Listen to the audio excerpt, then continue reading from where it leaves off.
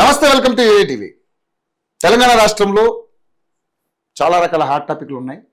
But ముందుగా మనం కొంచెం బాధాకరమైన విషయం ఏంటంటే ఒక 4 రోజుల క్రితం ఏదైతే నర్సంపేట మాజీ MLA BRS MLA Peddi Sudarshan Reddy గారు చనిపోవడం అనేది నిజంగా తెలంగాణ రాష్ట్రానికి ఒక మంచి ఉద్యమ నాయకుడు చనిపోయినటువంటి లోటు అది చాలా క్లియర్గా కనపడుతుంది. బీఆర్ఎస్ శ్రేణులకు అందరికీ కూడా ఇది ఒక తీరని లోటు అని చెప్పాలి. ఆయన చనిపోయిన తర్వాత ఆ నియోజకవర్గంలో వచ్చినటువంటి జనసందోహం, ఆయన ప్రజల మీద ఆయనకున్నటువంటి ప్రేమ కావచ్చు, ప్రజలు కూడా ఆయన మీద పెంచుకున్నటువంటి ప్రేమ కావచ్చు, మనం చాలా క్లియర్గా చూసాం. సో మరి పెద్ది లేని లోటు ఏ విధంగా ఉంటుంది ఏంటనేది అందరూ కూడా చాలా క్లియర్గా చెప్తా ఉన్నారు. యోఏటీవీ ఆ నియోజకవర్గంలో ప్రతి ఒక్క హృదయాన్ని టచ్ చేసి చూస్తే వాళ్ళు భావోద్వేగంతో ఆయన గురించి చాలా రకాలైన అంశాలు చెప్పారు. సో అదే కాదు, చాలా రకాలైనటువంటి తెలంగాణ రాష్ట్రంలో చాలా అంశాలు ఉన్నాయి. ఈ అన్నింటి మీద మనం మాట్లాడడానికి రాష్ట్రీయ లోక్దల్ పార్టీకి సంబంధించినటువంటి తెలంగాణకు సంబంధించినటువంటి అధ్యక్షులు, అదేవిధంగా మాజీ ఎమ్మెల్సీ అండ్ రాజకీయ విశ్లేషకులు, సీనియర్ నాయకులు అయినటువంటి కపిల్ భాయ్ దిలీప్ కుమార్ గారు మనతో పాటు ఉన్నారు. ఆయన అడుగుదాం. అంటే పెద్ది సుదర్శన్ రెడ్డికి ఆయన కూడా మంచి అనుబంధం ఉంది. దాని గురించి ఆయన ఏం పంచుకుంటారో ఆ భావాలు ఒకసారి ఆయనతో మాట్లాడదాం. సార్ నమస్కారం. నమస్తే Ravi sir. After long back ఎట్లా ఉంది సార్ హెల్త్? పర్వాలేదు, రికవర్ అవుతుంది. Okay, right sir. మీరు అలాగే బాగా హ్యాపీగా ఉండాలి, సంతోషంగా ఉండాలి, పార్టీ బలోపేతంగా ఇంకా బాగా కష్టపడాలి. Thank you sir. ఏం లేదు సార్, అంటే పెద్ది సుదర్శన్ రెడ్డి నిజంగా అంటే మాకంటే మీకు ఎక్కువ, ఎందుకంటే పార్టీలో మీరు కూడా ఉన్నారు కాబట్టి గతంలో కేసీఆర్ గారి పక్కన. ఏంటి సార్ పెద్ది సుదర్శన్ రెడ్డి గారికి మీకు ఉన్నటువంటి అనుబంధం ఏంటి? యాక్చువల్లీ పెద్ది వరంగల్ జిల్లా వాడు, నల్లవల్లి నర్సంపేట మండలం వాడు కాబట్టి, నేను కూడా వరంగల్ నుంచి వస్తాను కాబట్టి అప్పుడు జనరల్ సెక్రటరీగా ఉన్నాను పెద్ద ఎమర్జీ అయ్యే టైం లోపల. ఓకే. సో ఆ జిల్లాకి ఇన్ఛార్జ్ కూడా ఉన్నా. సో ఆయన జిల్లా అధ్యక్షుడు ఉన్నాడు, 2 times ఉన్నాడు. అతను గ్రాస్ రూట్ లెవెల్ నుంచి వచ్చాడు, జెడ్పీటీసీగా గెలిచాడు అంత. అవును. అక్కడి నుంచి ఎదిగినటువంటి గ్రాస్ రూట్ లెవెల్ నుంచి వచ్చాడు, రైతు నిజానికి సామాన్య రైతు కుటుంబం నుంచి వచ్చిన వాడు. డెఫినెట్లీ చాలా ధైర్యవంతుడు, మాటలో కూడా మంచి ఇది ఉండేది, నిబద్ధత ఉండేది. నేను ఐ యూస్ టు లైక్, ఆయన ఇన్ఛార్జ్ ఉన్నాను కాబట్టి ఇంటరాక్షన్ ఉండేది మాకు రెగ్యులర్గా.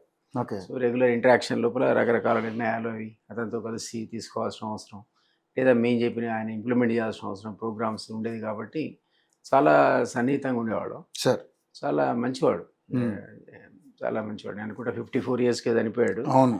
నేను చెప్పేది ఇంకా 20 ఏళ్ల కింద కాబట్టి, ఇంకా అప్పటికి 34 years అంటే ఎంత యంగ్స్టర్ మీరు ఆలోచించండి. ఆ టైంలోనే అతను జూనియర్ అయినా అతని యొక్క దాన్ని ఏమంటారు అనుభవం, అతనికి ఉన్నటువంటి డైనమిజం, ఆ డైనమిజాన్ని పెట్టుకొని కేసీఆర్ అప్పుడు అధ్యక్షుడిగా పెట్టాడు. అతను చాలా చక్కగా కూడా పనిచేశాడు.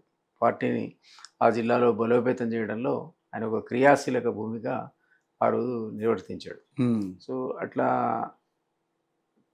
ఆయనకు అవకాశం రావటం, ఎమ్మెల్యే కావటం, నేను ఇంతకుముందు అన్నట్టు ఒక సామాన్య రైతు కుటుంబం నుంచి వచ్చినవాడు కాబట్టి, పేదవాడు, అంత రిచ్ బ్యాక్గ్రౌండ్ కాదు కాబట్టి అట్లా ఎమర్జీ అయి పైకి వచ్చి పాపులారిటీ కూడా తీసుకున్నాడు బాగా. ఇంతకుముందు జిల్లా అధ్యక్షుడు కూడా పాపులర్ ఆయన, ఒక నల్లబల్లి నర్సంపేటకే పరిమితం కాకుండా జిల్లా అధ్యక్షుడు 2 సార్లు బాధ్యత నిర్వహించాడు కాబట్టి ఎంటైర్ డిస్ట్రిక్ట్ లోపల పెద్ది అనేవాడు ఒక పాపులర్ లీడర్ ఆ రోజుల్లో. సో అట్లా నెక్స్ట్ ఈ మధ్యకాలంలో అనుకోకుండా నేను అతన్ని కలిసాను చాలా ఏళ్ళ తర్వాత, ఈ మధ్య 16 years తర్వాత. రియలీ అంటే యాక్సిడెంటల్ అంటే నేను మనకు కోమళ్ళ టోల్ ప్లాజా దగ్గర వరంగల్ నుంచి వస్తూ అక్కడ ఆగాను. అక్కడ ఒక హోటల్ ఉంది, తాటిబెల్లం. ఈ మధ్య తాటిబెల్లం టీ అని ఒకటి వస్తా ఉంది, పాపులర్ అయినట్టుంది. అక్కడ నేను ఆగా కాఫీ తాగా. 100 మంది 200 మంది తెచ్చుకొని వచ్చారు లోపలికి. ఏంటబ్బా అని వస్తే కేటీఆర్ను పెద్ది సుదర్శన్ రెడ్డి. కేటీఆర్ కూడా వచ్చారా? అయితే పెద్ది నన్ను చూసి ఇట్లా తలకాయ ఇట్లా అంటే, నేను కూడా అలో అని రాముతో ఇట్లా అంటే చూడలేదు. పెద్ది చెప్పాడు, దిలీప్ సార్ ఉన్నాడు అక్కడ, తలకాయ తిప్పితే నేను కూడా ముందుకు పోయి చేయగలిపి ఇతను ఆఫ్టర్ 16-17 years తర్వాత ఇద్దరు కలిసాను. పాపం ఆయన అన్నాడు, కేటీఆర్ కూడా బాగా మాట్లాడారా? బాగా వాడు పాపం పెద్ది కూడా అన్నాడు, సార్ మీరున్నారని నేనే చెప్పాను సార్ అన్నాడు. నిజమే, జనంలో గమనించండి. ఆ కార్లో కూర్చోన్నా కాఫీ తాగుదామని సరిపోయారు. అట్లా పెద్ది అనుకోకుండా అక్కడ కలిసేటువంటి ఒక అకేషన్ ఏర్పడుతుంది సేమ్ అదే ఫేస్ అదే నవ్వు అట్లే ఉన్నాడు పాపం. బాధ అనిపించింది. ఈ రకంగా చనిపోతారని ఎవరు ఎక్స్పెక్ట్ చేయాలి అంత యంగ్ ఏజ్లో. ఎందుకో కట్ ఆఫ్ అయింది బ్లడ్ సప్లై అబ్బో బ్రెయిన్కి. అందువల్ల చాలా విచారకరమే. ఆ పార్టీలో ఒక పాపులర్ లీడర్ మాస్ బేస్ ఉన్నవాడు. మాస్ బేస్ ఉన్నాడు. వాళ్ళు రేపంతా పైపైన ఎవరు టికెట్ పార్టీ ఇస్తే గెలిచే టైపే ఎక్కువ మంది ఉన్నారు. అవును. తనంతట తనే స్వశక్తితో గెలిచే వాళ్ళు తక్కువ. కానీ స్వశక్తితో కూడా తను గెలవగలిగే సత్తా ఉన్నవాడు అతను, నో డౌట్.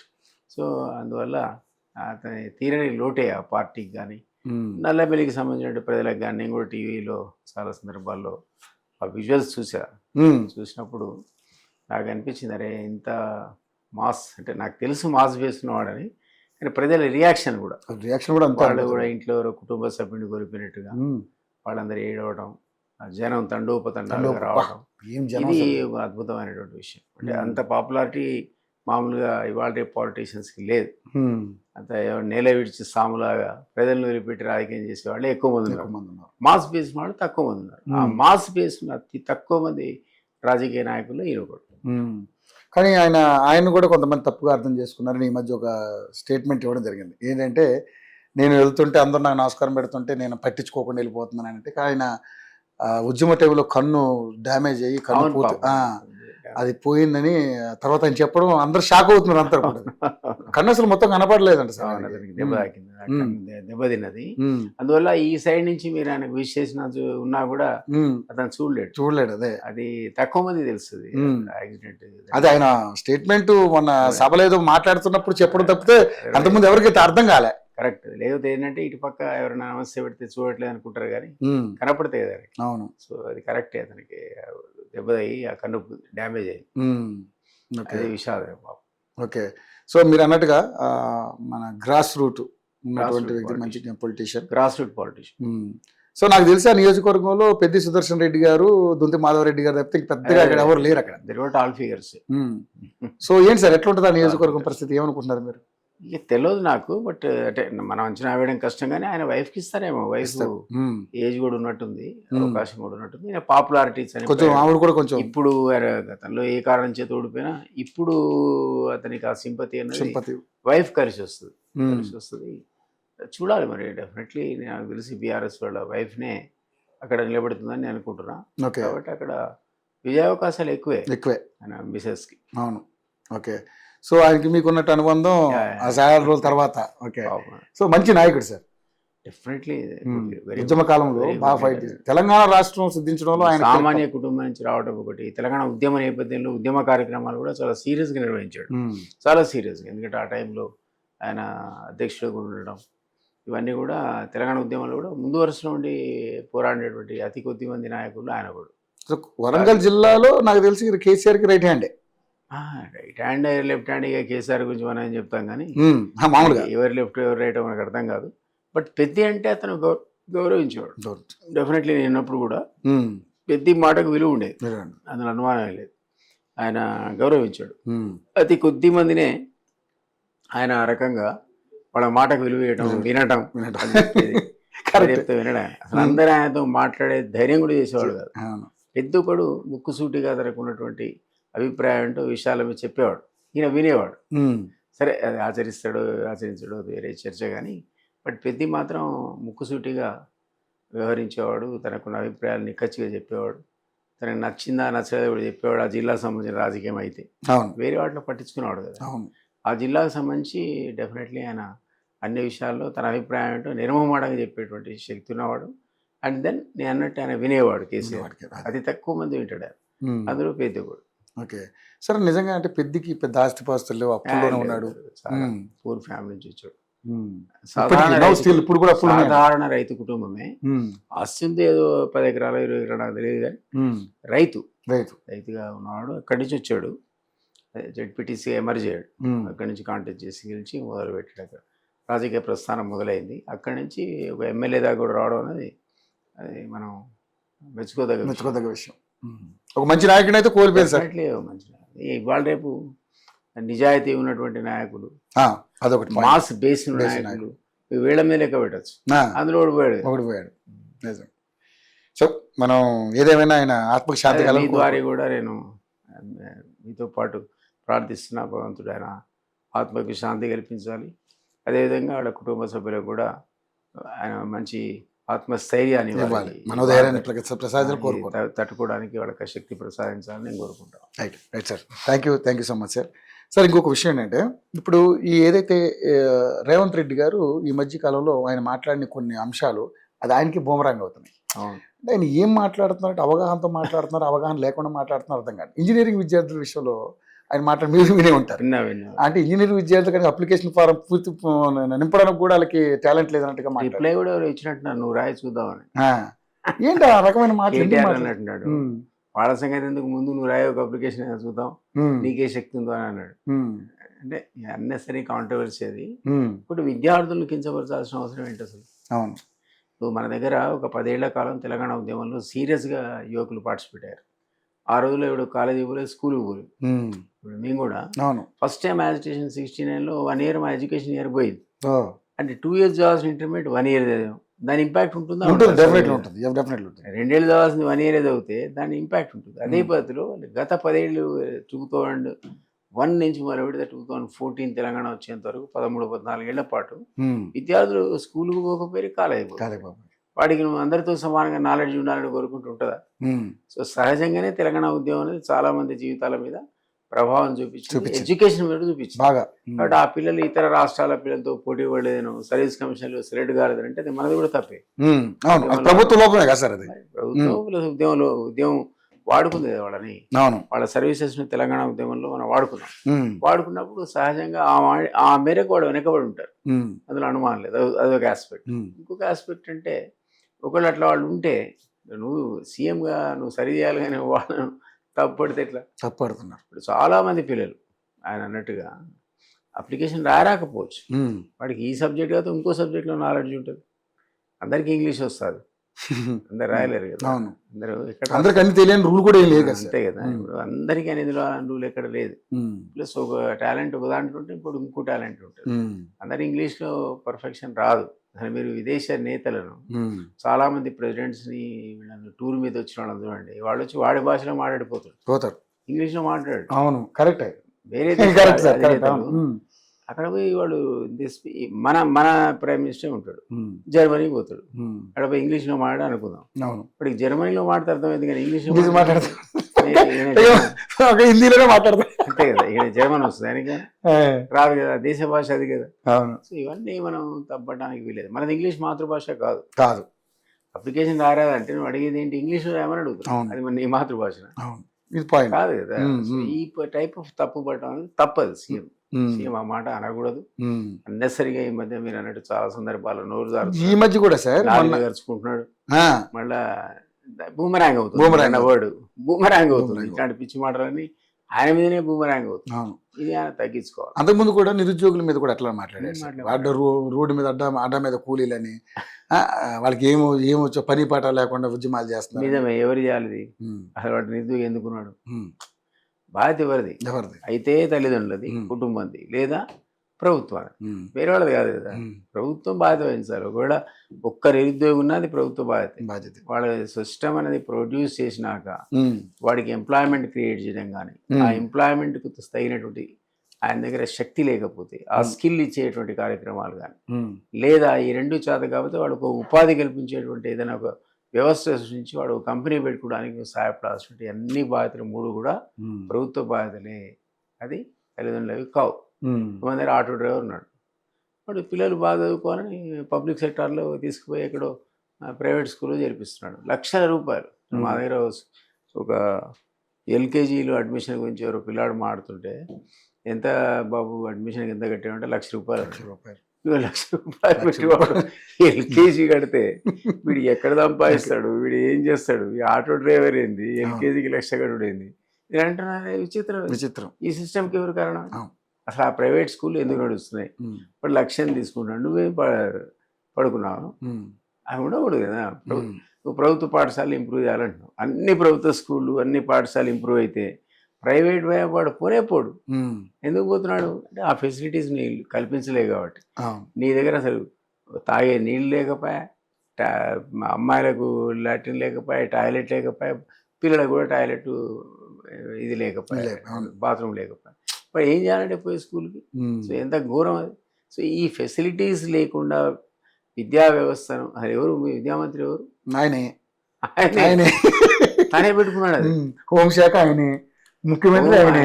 ముఖ్యమంత్రి ఆయనే, విద్యాశాఖ ఇంపార్టెంట్ విద్యాశాఖ. నీకెందుకే? ఎవరోని పెడితే మంచి వచ్చాడు రివ్యూ చేస్తాడు, నాకు డబ్బులు ఇస్తే ₹4 ఖర్చు పెడతాడు, ఆ రివ్యూ చేసి ఓ సిస్టమ్ అన్న ఈ పార్టీకి డెవలప్ అయి ఉండేది. అన్నిటికీ నీదే బాధ్యత. అసలు ఈ రోజు ఆ పిల్లలు కనుక ఉద్యోగం లేకుండా గాడిదలా తిరుగుతున్నాను నువ్వు అంటే అసలు నువ్వే కారణం. అసలు నెంబర్ 1 కారణం నువ్వే వాళ్ళ తిరగడానికి. సో ఇది ఇంత బాధ్యత తన మీద పెట్టుకొని తన సిస్టమ్ని తనే క్రిటిసైజ్ చేసుకోవడం ఏంటి ముఖ్యమంత్రి? చాలా ఆశ్చర్యం. సో అంటే ఈ మధ్య అంటే రేవంత్ రెడ్డి గారు చేసే కార్యక్రమాలన్నీ ఇలాంటివి ఉన్నాయి. మొన్న అందరూ విద్యార్థులు జర్మన్ భాష నేర్చుకోండి, ఆ భాష నేర్చుకోండి అంటే ఎందుకు మనకు అవసరం? ఎగ్జాంపుల్ చెప్పారు. అదే అక్కడికి వెళ్ళి కూడా జర్మనీ పోతాడా లేదా ఉద్యోగం ఇప్పిస్తావా? ఆ దేశం వాడు వస్తేనేమో ఇక వాడి భాషలో మాట్లాడిపోతుండే, నువ్వు పోయి ఇంగ్లీష్లో మాడితే వానికి అర్థం కాదు. అదే జర్మనీ నీకు రాదు, నాకు రాదు, జర్మన్ ఎందుకు నీకు?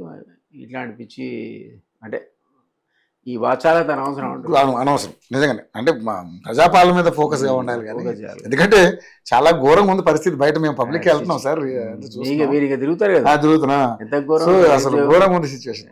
ఇప్పుడు వరగొట్టేటట్టు ఉండదు, అట్లా మాట్లాడుతున్నారు అట్లా. కరెక్ట్. ఇప్పుడు కనుక అవకాశం ఇస్తే ప్రజలు స్థానిక సంస్థల్లో గెలిచానని చెప్పి విరవీయడం కాదు, రేపు MLA, MLC and MP elections వస్తే చూడాలి నీ పరిస్థితి. ఇప్పుడు తుక్కు కూడా కొడతారు. అట్లా అయిపోయింది. ఎందుకంటే నువ్వు చేసిన పనులు వాడు అడగరు, ఏది చేయలేదో అడుగుతారు. దాని సంగతి ఏంటి చెప్పండి. ప్రజలు అంతే కదా. సో అక్కడ కాంగ్రెస్ సగం హామీలు నెరవేర్చి మిగిలిన సగం నెరవేర్చలేక ఒక్క బుర్ర పడదు. హామీ డబ్బులు లేవు. మనం చెప్పడం ఏంటి, ఆయన చెప్పుకుంటున్నాడు సీఎం కోసుకుని తింటాము అంటే ఆ పరిస్థితి ఉంది అక్కడ కాంగ్రెస్. కాబట్టి ఒక రకంగా ఆయనే దానికి బాధ్యుడు.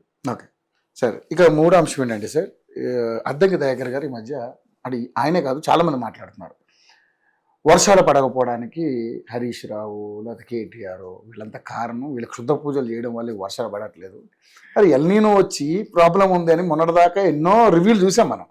సో ఈ చౌకబారు మాటలు మాట్లాడి ఆ పార్టీ పరువుని కానీ ఆ నాయకుల పరువు ఇంకా తీసుకుంటున్నారేమో అని.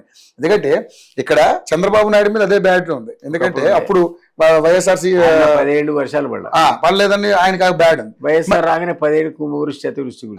ఇప్పుడు మళ్ళీ రేవంత్ రెడ్డి శిష్యుడే కాబట్టి ఇక్కడ ఉన్నాడు కాబట్టి ఇక్కడ వర్షాలు రావట్లేదు. ఏంటి సార్ ఈ రకమైనటువంటి వ్యాఖ్యలకి ఏంటి శాంటిటీ? యాక్చువల్లీ ఇది కరెక్ట్ కాదు ఆ విధంగా మాట్లాడడం. అద్దంకి జనరల్గా సెన్సిటివ్ ఫెలో, చాలా సెన్సిటివ్ పర్సన్. మనం విమర్శనాత్మక విశ్లేషణ అని కూడా అనాలిసిస్ అని చూస్తూ ఉంటాం. చాలా తెలివిగా మాట్లాడతాడు, విషయాలు సమీకరించుకొని విషయ పరిజ్ఞానంతో మాట్లాడేటువంటి అతి కొద్ది మంది విశ్లేషకుల్లో అద్దంకి కూడా ఒకడు. ఆయన మాట ఆశ్చర్యం. అవును, ఎందుకంటే ఈ మంత్రాలకు చింతకాయలు రాలేవు కదా, రాలితే అందరు మంత్రాలు నేర్చుకొని చింతకాయలు కొట్టేయడం మానేసి మంత్రాలు చదివేవాడు. అది సాధ్యపడదు. క్షుద్ర పూజలు చేస్తారు సార్, మరి దారుణంగా ప్రభుత్వం పడిపోవడానికి అర్థం ఎంత నీచాలు దిగజారుతారా అంటే అందరూ చేస్తారు. విపక్షంలో ఉన్న ప్రతి ఒక్కరు కూడా ఈ గవర్నమెంట్ గురికి పోవాలని ఇంట్లో కూర్చొని క్షుద్ర పూజలు చేస్తారు. అది సాధ్యపడుద్దా? క్షుద్ర పూజ కాదు అది, ఏ పూజకైనా నీ భక్తి విశ్వాసాలు వేరండి. కానీ దానివల్ల ఫలితం రాలేదని అమ్మతే ఎవరు ఒక ఆయన చెప్తున్నాడు. ఆయనట ఫేమస్ అట నల్గొండలో ఆ బాబు. వాళ్ళంతా ఎక్కడ పూజలు చేసినా కూడా ఇది ఓలో బస్సు వేసుకొని 50 మందిని రాజమండ్రి నుంచి అక్కడి నుంచి తెప్పించేసుకొని పోతాడు. 60-50 మందిని పోయి నీకు కావాలంటే నీకు, నాకు కావాలంటే నాకు ఇళ్ళలో పూజ చేస్తాడు. సహజంగా నీకు నాకు ఏదో కష్టకాలం వచ్చింది అనుకో, ఏది వీలు కాకపోతే మనం కూడా పూజల వైపు మొగ్గు చూపిస్తాం. కూడా చెప్తారు, ఏ ఈ పూజ నీకు మంచి జరుగుతుందంటే పోతే పోయిందని ఓ పూజ చేస్తుండొచ్చు. ఆ పిల్లాడు కూడా అట్లా పూజలు చేయించేవాట. ఎవడో భార్యాభర్తలు అమెరికాలో ఉన్నారు, వాళ్ళిద్దరికి ఎప్పుడు కొట్లాడవుతున్నారు. ఈ కొట్లాడాలు పోవాలంటే నేను బ్రహ్మాండానికి పూజ చేస్తా అంటే సరే అని పిలిపించుకుంటే ఒక ₹1 కోటి ఖర్చునాయట ఇది పూజకు. ఏం కర్మ సార్ ఇది, నిజంగా కర్మ. ఏంటి అదే ₹1 కోటి తీసుకొచ్చి ఆయన ఏంటి ఓలో బస్సులు రాజమండ్రి మరి ఎవరెవరికి ఎంత సంభావన ఇచ్చడో మనకు తెలియదు. ఆఖరికి ₹1 కోటి ఖర్చునాక ఏమైందంటే వాళ్ళిద్దరు ఇంకా అది అనుకుంటూనే ఉన్నారు. అయితే ఈ ఫాదర్ పోయి ఇక్కడ మన జూబ్లీహిల్స్ పోలీస్ స్టేషన్లో కంప్లైంట్ ఇచ్చాడు. ఏమనంటే ఆయన వచ్చాడు, పూజలు చేశాడు, ఫలితం దక్కలేదు, నాకు ₹1,00,00,000 కోటి నష్టమైనాయి. ఎంత ఎంత చదువుకున్న వాళ్ళు కూడా ఇలాగా అసలు హెల్ప్ కోసం వచ్చాడు. నేను ఇదేంది అబ్బో దేవుడు భార్య భర్తలు కూర్చుని మాట్లాడుకో సెటిల్ చేసుకోవాల్సిన వ్యవహారం ఎవరో వచ్చి పూజలు చేస్తే అవుతుందా? వాడు ₹1,00,00,000 ఎవడు వీడు వాడు ఎందుకు చేయాలి అసలు? వాడికి బుద్ధి లేదు, వీడికి బుద్ధి లేదు. ఈ పూజలతో ఏమవుతుంది? అవును, వాడు బతికాడు హ్యాపీగా బ్రహ్మాండంగా 10 మంది బతికిచ్చాడు ఆడు కూడా. వాడి మీద కంప్లైంట్ ఇచ్చాడు, వీటిలో పూజలు చేస్తే నాకు ₹1,00,00,000 నష్టమైంది, ఫలితం దక్కలేదు అంటాడు. అరే నేను దేవాలయానికి పోతావు, పోయి దేవుడిని పూజ చేస్తావు, ఏదో కోరుకుంటావు, జరగలేదు నువ్వు దేవుడిని ఎట్లా ఆ రకంగా ఉంది ఈ పిచ్చి కర్మఫలం అంతే, అనుభవించాలి. కామెంట్స్ కూడా అవే అంటాడు ఆయన. ఇదే కదా గతంలో పాకిస్తాన్ నాకు ప్రేమ పాకిస్తాన్ అని ఎన్ని కాంట్రవర్సీలే. నీకు శత్రుగా వచ్చా నాకు మిత్రుడు అంటాడు, ఏందో నాకు అర్థం కదా మనిషి. Unnecessary controversy. అయితే సరే, ఆయన అట్లా ఉంది సార్. ఇక ముఖ్యంగా చూసుకుంటే ఈ బీసీ వాదం ఎత్తుకున్నటువంటి మల్లన్న, తిన్మర మల్లన్న, ఈ మధ్య అంటే మొన్న 2-3 రోజుల క్రితం నేను చూసిన ఒక వీడియో. ఇప్పుడు ఏదైతే మన దీనికి అన్ని ఏ ప్రాజెక్టులకైనా సరే, ఏ రోడ్లకైనా సరే, ఏ బ్రిడ్జ్లకైనా సరే రెడ్ల పేర్లే పెడుతున్నారు.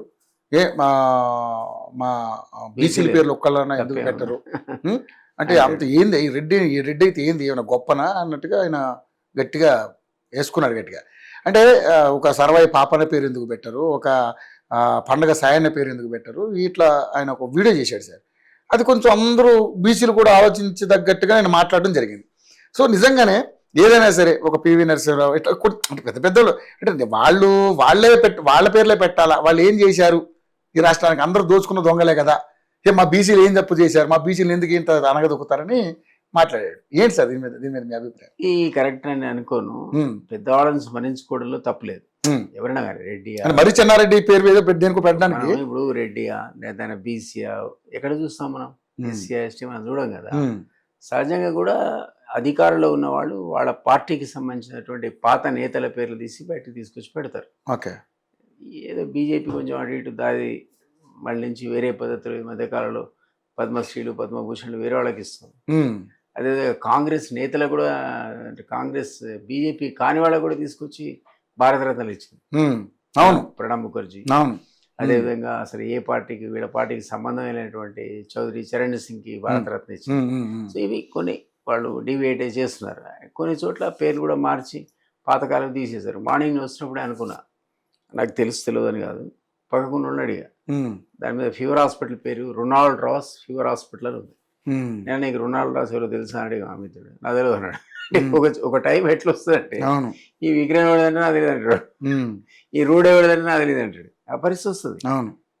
కొంతకాలం వరకే ప్రజల మెమరీలో వాళ్ళు ఉంటారు. రొనాల్డ్ రాస్ అనేవాడు మలేరియాకు మందు కనుక్కున్నాడు. అతను హైదరాబాద్లో ఉండేవాడు, సైంటిస్ట్.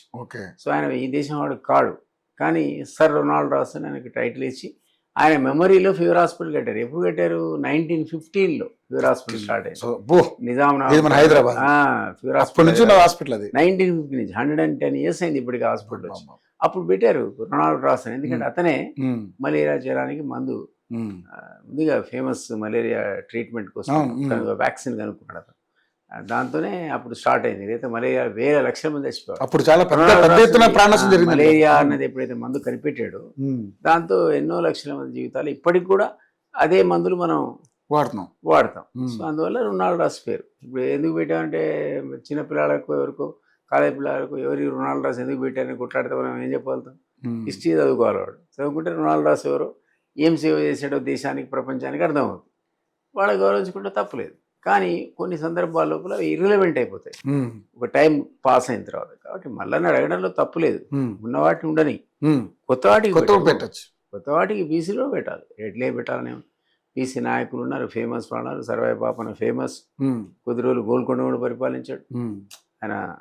మీకు ఐడియా ఉందో లేదో కానీ ఖిలాషాపురం అని వరంగల్ పోతుంటే ఊరు, ఇక్కడి నుంచి వచ్చాడు ఆయన. ఒక్కొక్కటి కోటలు గెలుచుకుంటూ వచ్చి ఆఖరి గోల్కొండ కూడా గెలిచి 10 రోజులు 20 రోజులు నెల రోజులు పరిపాలించాడు. అతని గౌడు సర్వాయి పాపన్న గౌడు. ఇది తప్పలేదు, ఫేమస్ పర్సన్. కానీ ఆ రోజులు నవాబులు వీళ్ళు తొక్కుంటూ చెత్తనే రాదు కావడం అనేది మామూలు విషయం కాదు. గౌరవించుకోవాలి. అంత మాత్రం చేత ఉన్నవాడిది బీకేసీ పేరు పెట్టాలని కాదు. ఆయన పాయింట్ కరెక్టే. అట్లాంటి వాళ్ళు ఇప్పుడు ఫ్రెష్ గా పెట్టేవాళ్ళు మరి చెన్నారెడ్డి పేరు ఏదో పెడుతున్నారట, అట్లా ఎందుకు పెట్టాలి, ఉన్నారు కదా వీళ్ళ పేరు తప్పేం పెట్టలేదు. లేదు, తప్పేం లేదు. కానీ ఆయనకు ఉండే గౌరవం ఆయనకి ఇవ్వాలి. ఈయనకి ఇవ్వదలుచుకుంటే ఇంకో దగ్గర ఇంకో ఇన్స్టిట్యూట్కో రోడ్డుకో దీనికో పేరు పెట్టాలి, తప్పలేదు అంటారు. అందరికీ సమానంగా. ఇప్పుడు ముఖ్యంగా తెలంగాణ సపరేట్ అయిన తర్వాత మనం ఏంటంటే పాత చరిత్రకారులు చరిత్ర శోధించి అవును ఎవరెవరు మన దగ్గర ఫేమస్ పర్సనాలిటీ ఉన్నారు తీయాలి. ట్యాంక్ బండి ఉందనుకోండి, ఎవరెవరో ఉన్నారు. మన మనోడు తీసుకొచ్చి ఎన్టీ రామారావు మళ్ళీ పెట్టాడు, ఎందుకు ఇప్పుడు బాలసుబ్రహ్మణ్యం పెట్టాడు, ఎందుకు ఇప్పుడు ఇప్పుడు అటువైపు పోకుండా తెలంగాణలో ప్రముఖులు ఎవరు అనేది చరిత్ర కొంత విస్మరిస్తుంది. అవును, అధికారంలో ఉన్నవాళ్ళు వాళ్ళ కూడా ఇప్పుడు మన రాష్ట్రం కాబట్టి మన వాళ్ళు మనమే గౌరవించుకోవాలి. మన వాళ్ళని మనం గౌరవించుకునే పద్ధతిలో పెట్టుకుంటే తప్పేం లేదు అని డిమాండ్ కూడా కరెక్టే. అంత మాత్రం చేస్తే వేరే వాళ్ళకి కించపడాల్సిన అవసరం లేదు. ఓకే, అదే అంటే రెడ్డి నాయకులైనా మా బీసీలు అంటే ఆయన అడిగిన దాంట్లో కూడా నాకు న్యాయం ఏమనిపించింది అంటే, సార్ పాత వాటికి మీరు అన్నట్టుగా ఇప్పుడు ధవళేశ్వర ఆనకట్ట కట్టాడు కదండి సార్, ఆర్డర్ కాటన్ ధవళేశ్వర ఆనకట్ట అన్నారు, ఆయన కట్టాడు ఉన్నది.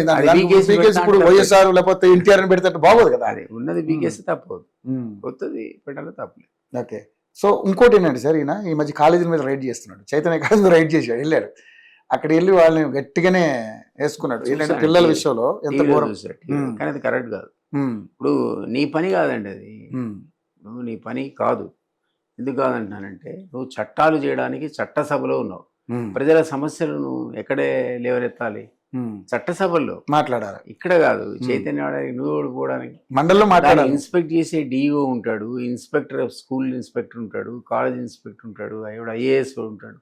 ఆ శాఖాధిపతులు పోయి వాళ్ళు చూసుకోవాల్సిన పని. కానీ నీకు అనుమానం ఉంటే వాడు పోయి ఫోన్ చేసి చెప్పాలి, ఎవడు వీడు ఒకే కాలేజ్ పేరు మీద 100 కాలేజీలు పెట్టాడు, లేదా అదే చూపిస్తున్నాడు, అందులో నేను చూస్తుంటే నెంబర్ 1 ర్యాంకు, నెంబర్ 2 ర్యాంక్ అనేది ఎక్కడో ఎవడో పాస్ అయితే ఇక్కడ తీసుకొచ్చి వాళ్ళందరూ తీసుకొచ్చి వీళ్ళు డిమాండ్ చేశాడు, వీళ్ళందరూ కూడా మీ కాలేజీలో చదువుకున్న వాళ్ళని నాకు చూపించాడు.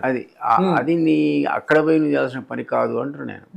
నువ్వు చేయాల్సిన పని నువ్వు చేయాలి. ఈ అంశాన్ని చట్టసభలో మాట్లాడాలి. వెనకటికట దొంగడు వస్తున్నాడట, అయితే కుక్కను గాడిద పడుకున్నాయట. అక్కడ కుక్కను గాడిద అడిగిందట, నేను నాయన మురుగరా బాబు యజమాని దగ్గర ఉన్నావు కదా, ఆడేమో దొంగడు వస్తున్నాడు కదా అంటే, అదన్నదట రోజు కొడుతున్నాడు, పోనీ ఎత్తుకుపోయి నేను మురగా అన్నదట. అంటే గాడిద కోపం వచ్చి ఓ ఓడర పెట్టిందట. పెడితే దొంగ పారిపోయాడు. ఓనర్ వచ్చి కర్ర తీసుకుని యమకుట్లు కొట్టాడు. ఎవరిని? గాడిద. ఎందుకంటే ఈ పని కాదు అది, కుక్క గాడిద మురిగితే వాడి నిద్ర డిస్టర్బ్ అయింది, నా నిద్ర డిస్టర్బ్ చేస్తా అనుకుంటాడు. వాడికి ఇది ఎట్లా చెప్తుంది, ఇది దొంగని చెప్పలే కదా, దొంగ వచ్చాడరా బాబు నీ గురించి నేను ఓనర్ పెట్టాను అనడానికి వీలు లేదు, దానికి భాష రాదు. కుక్కనేమో సరైన పండుకుంది. ఒకవేళ దొంగ వచ్చి కుక్క మరగాలి కదా లెక్క ప్రకారం, కుక్క మరితే కొట్టేవాడు కాదు, ఎవడు వచ్చారో అంత తిరిగి చూస్తున్నాడు. కాబట్టి ఎవడు చేయాల్సిన పని వాడే చేయాలి తప్ప కుక్క పని గాడిద చేస్తా అంటే ఇట్లుంటుంది అనమాట. నేనేది ఏంటంటే మళ్ళీ నాకు మంచి గౌరవం, మనకి అందరు గౌరవమే సార్. ఆయన చేసే పనులు కూడా బ్రహ్మాండంగా ఉన్నాయి, పాపులారిటీ వచ్చింది, అవన్నీ ఓకే. నువ్వు ఏ ఇష్యూనా రేజ్ చేయను, అద్భుతంగా మాట్లాడుతున్నాడు, ప్రజా సమస్యలు అక్కడే నీ డ్యూటీ అక్కడే. నువ్వు చట్టసభల లోపల శాసనాలు చేయడానికి, ఆ శాసనాల గురించి అధికారులు ప్రశ్నించేదానికి తప్ప నువ్వు పోయి కాలేజీ మీద పడి ఇంకోటి మీద పడి నేనే డైరెక్ట్ పోయి పరిపాలన చేస్తా, లేదా ఇన్స్పెక్షన్స్ నేనే చేస్తా అంటే నీ పనే కాదు పోయేది. ప్రభుత్వ అధికారులు చేయాల్సిన పని. మీరు అన్నట్టుగా డిఐఓలు అలాంటి వాళ్ళు చేయాలి. ఏదేమైనా అంటే సరే, అంటే నాకు తల్లిదండ్రుల నుంచి కంప్లైంట్లు లేకపోతే అలా రావడం, కానీ వాళ్ళు కూడా చెప్పాలి. అవును, సంబంధిత మంత్రి చెప్పాలి, అధికారిని పిలిపించుకో కావాలంటే, నువ్వు రాడు పిలువు తిట్టు పోయి కన్సర్న్డ్ ఆఫీసర్కి ఇచ్చి ఒక 15 రోజులు టైం ఇచ్చి ఆయన యాక్షన్ తీసుకోకపోతే అతను కూడా తిట్టు. అంతేగాని ఇక్కడికి పోయి డైరెక్ట్ నేనే ఇన్స్పెక్ట్ చేస్తా అంటే ఎట్లా, అది తప్పదు. రైట్.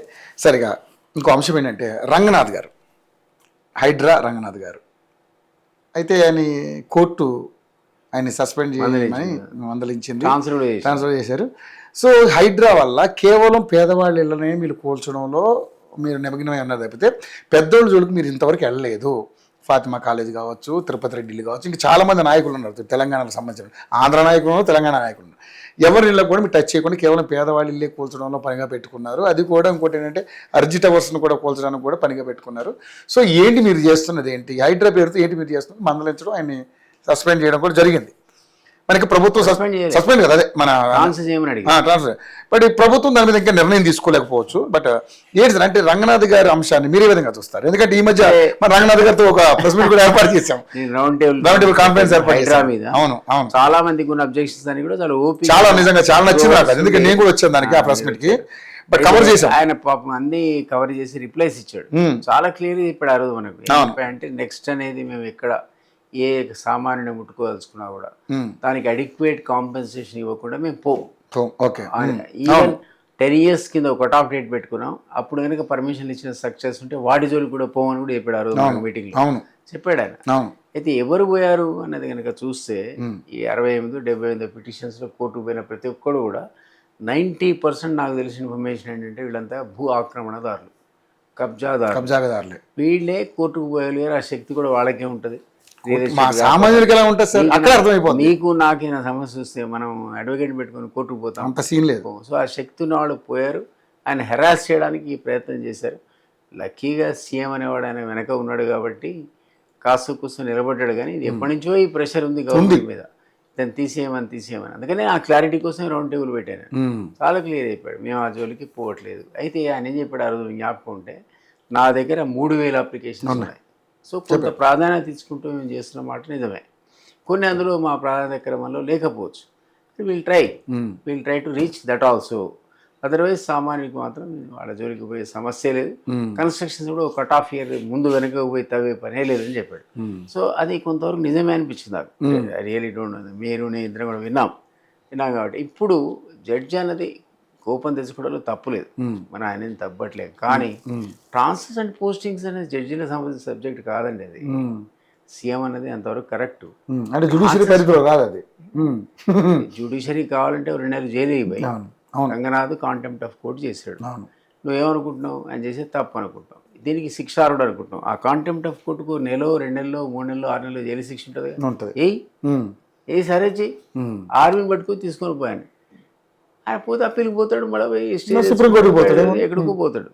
కానీ నీకు ఆ అధికారం అంతవరకు, అంతేగాని నువ్వు ట్రాన్స్ఫర్ చేయమని చెప్తావు.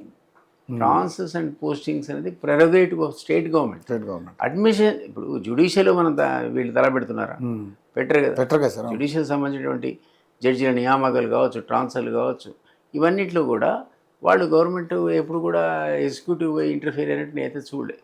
సాధ్యపడదు సార్. కాంటెంప్ట్ కింద వస్తుంది. మన మాట ఎంతవరకు వస్తుందో నాకు తెలియదు, కానీ కాంటెంప్ట్ ఆఫ్ కోర్ట్ అవుతుంది మనం కనుక కామెంట్ చేస్తే. అంత జాగ్రత్తగా ప్రజలు ఉంటారు, అధికారులు ఉంటారు, బయట వాళ్ళు ఉంటారు. ఆ జోలికి పూరేపూర. జ్యుడిషియరీకి ఇండిపెండెంట్ ఎక్కువ ఇండిపెండెన్స్ని ఈరోజు ఎంజాయ్ ఎవరైనా చేస్తున్నారంటే జ్యుడిషియరీ ఎంజాయ్ చేస్తుంది. వాళ్ళ జోలికి ఎవరు కూడా పోరు. కాబట్టి వాళ్ళు కూడా సాహసం కూడా ఎవరు చేయలేండి. కాంటెంప్ట్ కింద వస్తుంది. కాబట్టి అదే రంగనాథ్ గారు సఫర్ అవుతున్నాడు కదా కాంటెంప్ట్ కింద. బట్ నాకు తెలిసి, నేను కూడా అడ్మినిస్ట్రేటర్గా సుదీర్ఘకాలం 25 ఏళ్ళు పనిచేశాను. నాకు తెలిసి కోర్టు అనేది ట్రాన్స్ఫర్ అథారిటీ కాదు, చేయకూడదని అనను. కానీ but that's not your subject. Why నేను చెప్తున్నా, నువ్వు వేసుకో, ఎంత ప్రయోజనం ఉంది, కాంటెంప్ట్కి ఎంత శిక్ష ఇచ్చిపడి. తర్వాత ఆయన పోతాడో జైలుకు పోడో, లేదా అప్పీల్కి పోతాడో మనకు తెలియదు. బట్ ఆ పవర్ అంతవరకే తప్ప ట్రాన్స్ఫర్స్ అండ్ పోస్టింగ్స్లో కోర్టులు ఇస్తే ఎట్లా? సీఎం అన్నట్టున్నాడు, ట్రాన్స్ఫర్స్ పోస్టింగ్స్ వాళ్ళు ఇస్తే ఎట్లా, మేం కదా, మా పవర్ కదా అని అన్నాడు. సీఎంగా ఆయన ఎందుకు ఉండడం? కాబట్టి ఇది ఎవరి పవర్స్ వాళ్ళు. ఇంతమంది మనం అనుకున్నాం కదా. మళ్ళీ నన్ను కాలేజీ పోవటం తప్పని ఎందుకన్నా? నీ పరువు కాదన్నావు, నీ పవర్ కాదన్నావు. నువ్వు చేయాల్సిన పని ఓన్లీ చట్టాలు, శాసనాలు అవి ఇంప్లిమెంట్ అవుతున్నావో లేదో చూసుకోవడం, లేకపోతే సంబంధిత అధికారులకు చీఫ్ ఎవరో ఆ చీఫ్ సెక్రటరీకో లేకపోతే సంబంధిత మంత్రికో ఆ కన్సర్న్ ఆఫీసర్కు చెప్పాలని ఎందుకన్నా మనం?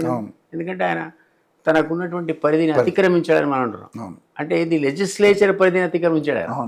లెజిస్లేటివ్ పవర్ ఉంది ఆయనకి, అదే అతిక్రమించాడు అంటున్నాం. అట్లాగే జ్యుడిషియరీ కూడా డెఫినెట్లీ వాళ్ళ లిమిట్స్ వాళ్ళకున్నాయి, వాళ్ళు అందులో ఉండాలన్నది నా అభిప్రాయం. అంతే అదే సార్. అందుకనే ఇప్పుడు నిజంగానే ఎవరి పనులు వాళ్ళు చేస్తే ఏ ప్రాబ్లం అంతే కదా.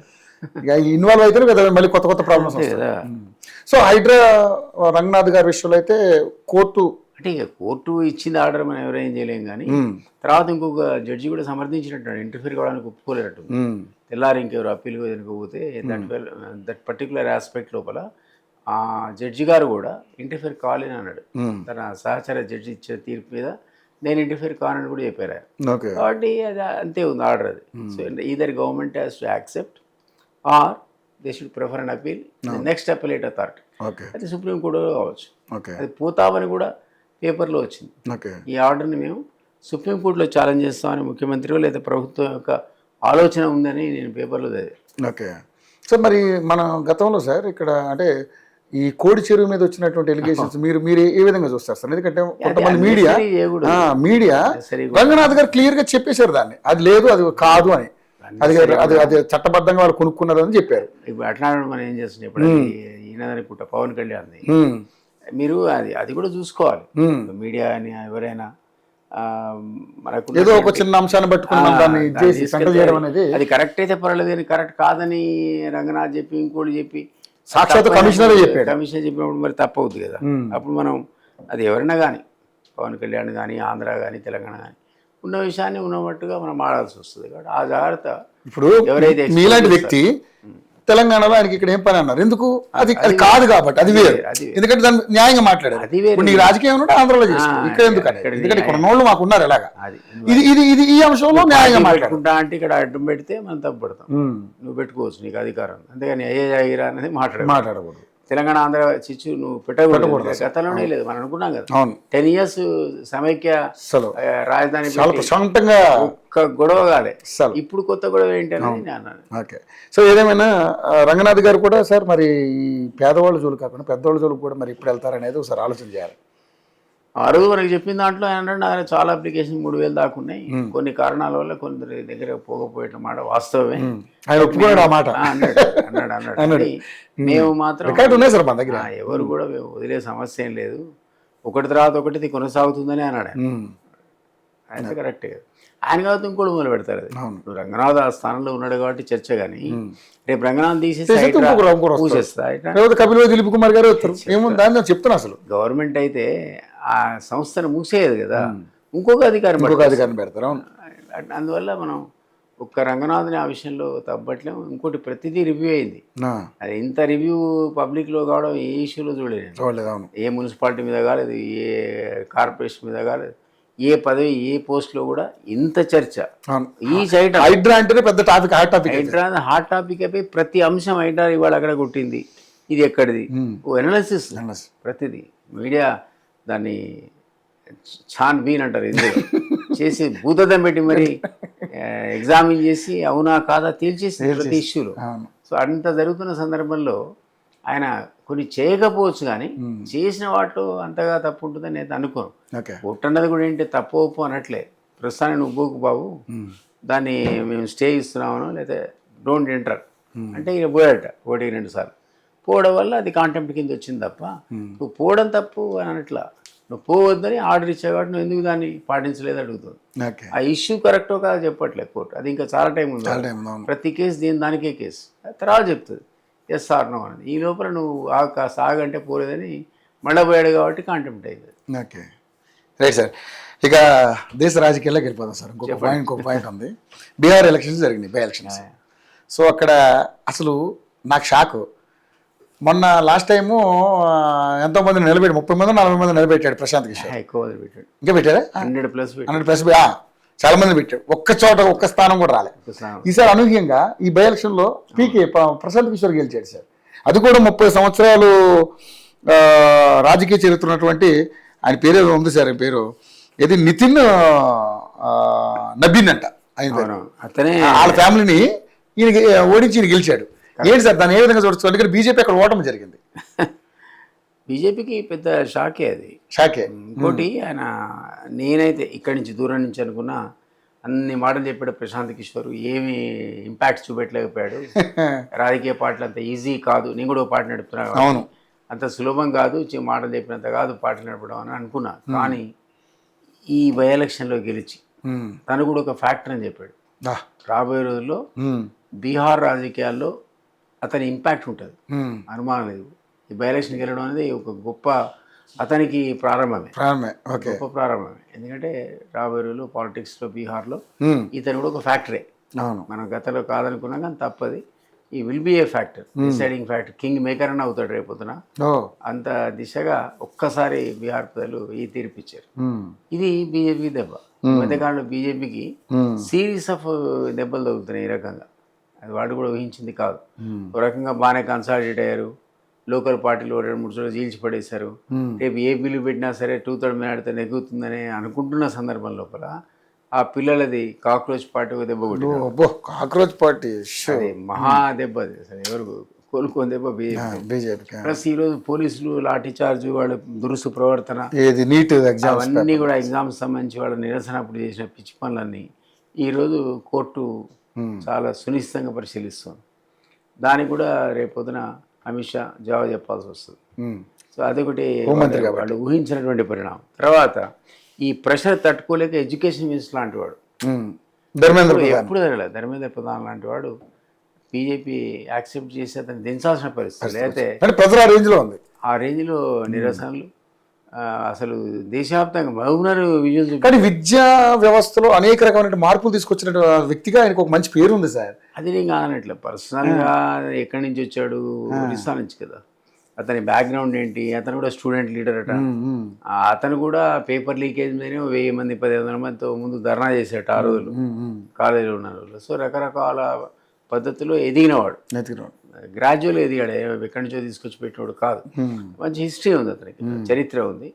అట్లాంటి వాడిని ఆఖరికి బలిపశువు అయిపోయాడు ఇందులో. డెఫినెట్లీ బలిపశువు అయిపోయాడు. సో ఇది కూడా ఏమన్నానంటే ఒక ఇంపాక్ట్ క్రియేట్ చేసింది బీజేపీ మీద. దేశవ్యాప్తంగా రాజకీయాల మీదనే ఒక ఇంపాక్ట్ క్రియేట్ చేసింది. ఒకటి విజయ్ గెలుపు తమిళనాడు, ఇంకోటి ధర్మేంద్ర ప్రధాన్ రాజీనామా, ఇప్పుడు ప్రశాంత్ కిషోర్ యొక్క గెలుపు. ఇవన్నీ కూడా మనం ఊహించినటువంటి పరిణామాలు కావు. ఇది long term impact on Indian politics. అవును. కానీ సార్ నిజంగా మీరు అన్నట్టుగా నాకు ఒక అనుమానం వస్తుంది. ఇప్పుడు లాస్ట్ టైం ఇప్పుడు రాబోయే ఎలక్షన్స్లో ఈ కాక్రోచ్ జనతా పార్టీ అనేది పెద్ద ప్రబంధన సృష్టించబోతుంది అనేది చాలా మంది మాట్లాడుతున్నారు సార్. అయితే దీని వెనకాల కొంత విద్వేష శక్తులు ఉన్నాయి, శక్తులు ఉన్నాయి, ఫండింగ్ ఉండదు, ఇవి కూడా మాట్లాడుతున్నారు. ఉండొచ్చు. బయట నుంచి కూడా వాళ్ళకి నిధులు రావచ్చు.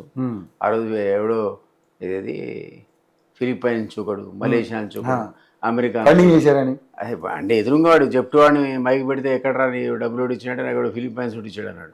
ఇంకోటి అంటే పలానా అమెరికా నుంచి పంపించాడు సార్. ఏమి ఇచ్చాడంటే ఆర్డర్ ఇచ్చాడు 1000 బిర్యానీలు, ఇది పంచ్ అందరికీ అన్నాడు. అది ఎవరికో కాదు, ఎవరు ఆ రకంగా కొంత ఫండింగ్ బయట నుంచి వచ్చి ఉండొచ్చు, కాదని మనం అనలేము. బట్ ఇష్యూ అయితే మనం ఇష్యూ ఆ ఇంపాక్ట్ అవుతుందో దాన్ని మనం కాదని, ట్రెమెండస్ ఇంపాక్ట్ అది. సో రాబోయే రోజుల్లో అది కూడా ఒక పొలిటికల్ పార్టీగా రూపాంతరం చెందితే దాని ఇంపాక్ట్ కూడా ఇండియన్ పాలిటిక్స్లో ఉంటుందని అనుమానం లేదు. ఎంత ఉంటుందని మనం చెప్పలేం. కానీ వాళ్ళకి సంస్థాగత నిర్మాణం లేదు. ఓ కార్యదర్శి లేడు, స్పోర్ట్స్ పర్సన్, చిన్న పిల్లాడు ఉన్నాడు, వాడికి ఆల్రెడీ కాంట్రవర్సీ స్టార్ట్ అయింది. సో ఇవన్నీ కూడా వాళ్ళు నిర్మాణం చేసుకోవాలి. ఎక్కడో లోకల్ బాడీయో లేదా ఇంకో ఎమ్మెల్యేనో ఇంకేదో కాంటెస్ట్ చేయాలి, తమ గెలవలుతామని తమ సత్తాన్ని నిరూపించుకోవాలి, ఎస్టాబ్లిష్ కావాలి. ప్రశాంత్ కిషోర్ లాంటి వాడు ఎస్టాబ్లిష్డ్ పర్సన్ కదా, ఆ స్టేజ్కి వచ్చినోడికే కింద మీద అయింది మొన్న ఈ ఒక్క సీట్ గెలవడానికి. సో ఏమంటారంటే ఈ పిల్లలకు ఇంకా టెస్టింగ్ టైం ముందుంది. వాళ్ళు ఏమాత్రం సక్సెస్ అవుతారో మనం ఇప్పుడే చెప్పలేం. బట్ డెఫినెట్లీ వాళ్ళు మాత్రం ఇండియన్ పొలిటికల్ సీనియోరియా మీద తీవ్రమైన ప్రభావాన్ని మాత్రం చూపించారు. సో ప్రశాంత్ కిషోర్ కూడా అదే మార్కు. డెఫినెట్లీ ఆయన ఒక్క సీటుతో కూడా ప్రభావం చూపించాడు. ఇప్పుడు బీహార్ మీద ఫస్ట్, దేశవ్యాప్తంగా next. Okay, right. Okay sir. Sir thank you. ఏదేమైనా చక్కటిగా మనం అన్ని అంశాలు మాట్లాడుకున్నాం. సో మరిన్ని కరెంట్ అఫైర్స్తో మళ్ళీ కలుసుకుందాం sir. Sure. Thank you sir. Thank you very much.